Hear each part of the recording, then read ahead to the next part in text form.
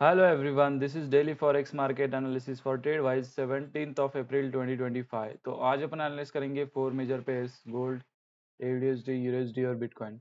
तो गोल्ड अगर अपन देखें तो ऑल टाइम हाई पे ऑल टाइम हाई बनाते जा रहा है। इसमें कोई क्या बोल सकते हैं अपन, कुछ मेजर पुल बैक नहीं आ रहा है और कुछ इसका साइन भी नहीं दिख रहा है कि ये अभी डाउन ट्रेंड में कन्वर्ट हो जाएगा। इसमें एक प्योर बुलिश मोमेंटम आ रहा है, क्योंकि जो भी क्या बोल सकते हैं अपन मार्केट में ये चल रहा है या फिर वर्ल्ड में जो केओस मच गया है उसकी वजह से क्या है कि गोल्ड बहुत ज़्यादा बुलिश मोमेंटम दिखा रहा है। तो अपन क्या करेंगे कि अपन ट्रेंड के साथ रहेंगे और अपन बाय साइड की एंट्रीज देखेंगे। तो 50 मिनट्स के टाइम फ्रेम पे देखते हैं कहाँ से अपन बाय उठा सकते हैं।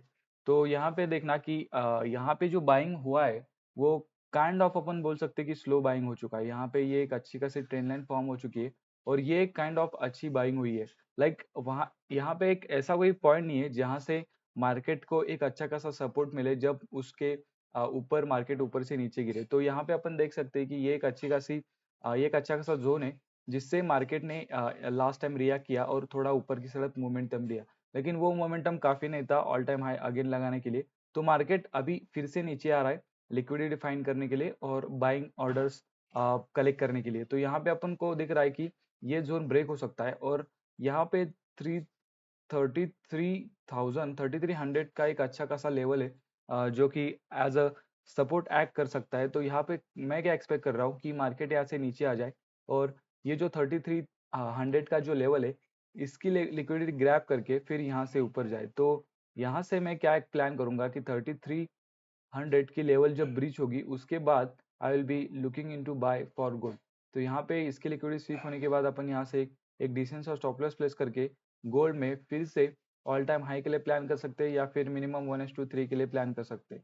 So that's the plan for gold. Let's move to AUDUSD। तो AUDUSD 4 आवर के टाइम फ्रेम पे देखते हैं। तो 4 आवर के टाइम फ्रेम पे अगेन सेम स्टोरी, जो एक मेजर रेजिस्टेंस है वहां पे ये प्ले कर रहा है और यहाँ पे अपन को दिख रहा है कि ये एक अच्छी खासी लिक्विडिटी यहाँ पे क्रिएट हो चुकी है। लाइक 4 आवर के टाइम फ्रेम पे इसने एक अपसाइड मोमेंटम दिया, फिर एक लो मारा और उसके बाद जो एक काइंड ऑफ अपन बोल सकते हैं कि अपसाइड मोमेंटम दिया था वो लेवल को इसने ब्रीच करके अभी ये फिर से पुल बैक के लिए आ रहा है। तो मैं क्या एक्सपेक्ट कर रहा हूँ कि जो 4 आवर के टाइम फ्रेम पे लिक्विडिटी बनी है ये जब स्वीप हो उसके बाद मैं बाइंग का सोचूंगा AUDUSD में। तो यहाँ पे देखना कि 15 मिनट्स के टाइम फ्रेम पे मार्केट अभी उस लेवल को रीच आउट कर रहा है। तो जैसे ही इस लेवल की लिक्विडिटी स्वीप होती है उसके बाद अपन AUDUSD डायरेक्टली बाय करेंगे और यहाँ पे एक descent of stop loss place करेंगे। दूसरी चीज क्या हो सकती है, यहाँ पे एक अच्छी खासी ट्रेंड लाइन आ रही है।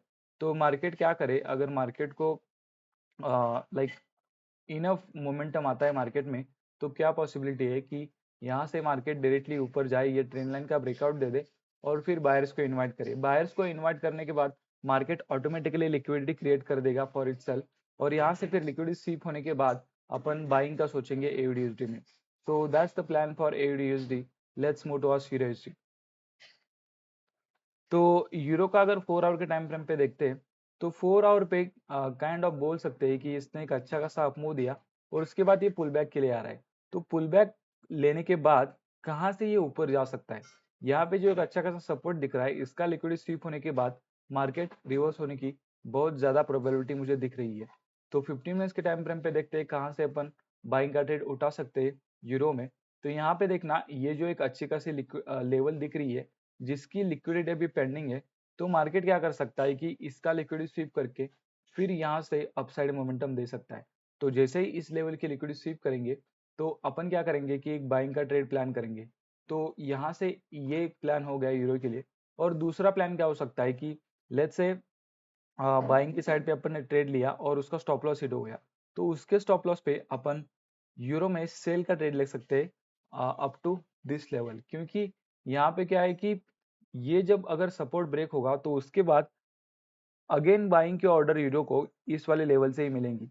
बीच में ऐसा कोई लेवल मुझे दिख नहीं रहा है कि वहां से यूरो में बाइंग आ सकती है। तो यहाँ से अगर एक बाइंग साइड का अगर स्टॉप लॉस हिट होता है तो यहाँ से अपन इस वाले सपोर्ट तक अपन क्या कर सकते हैं कि सेलिंग का ट्रेड पकड़ सकते हैं। So that's the plan for euro USD। Let's move towards bitcoin.